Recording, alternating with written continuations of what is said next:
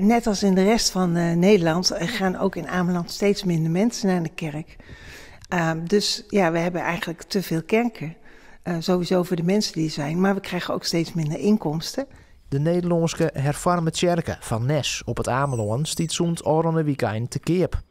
Vanwege hield hij minder kerkengangers. En daardoor ook minder inkomsten is besloten om het monumentale gebouw te verkeerpjen. Hij staat sinds het afgelopen weekend te koop. En ik wil niet zeggen dat ik ben stroomt, maar de eersten die zijn vanmorgen allemaal gemeld.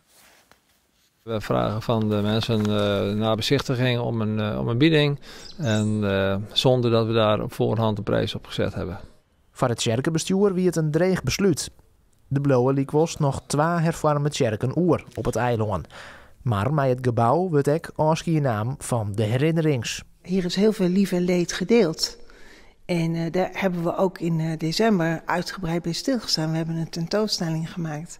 Ook om aan mensen te laten zien wat hier allemaal gebeurd is. Want daar zit het grote verdriet in natuurlijk. Die stenen zijn mooi, maar, want het is een monument. Maar wat hier gebeurd is en dat die gemeenschap er ook niet meer op deze manier is. Dat is gewoon verdrietig. Wat de uiteindelijke keper dwaanzeel met het kerkengebouw is afwachten. Het zou mooi zijn als die nog op een manier openbaar toegankelijk is natuurlijk. Dat mensen nog eens kunnen komen kijken hoe het hier binnen eruit ziet.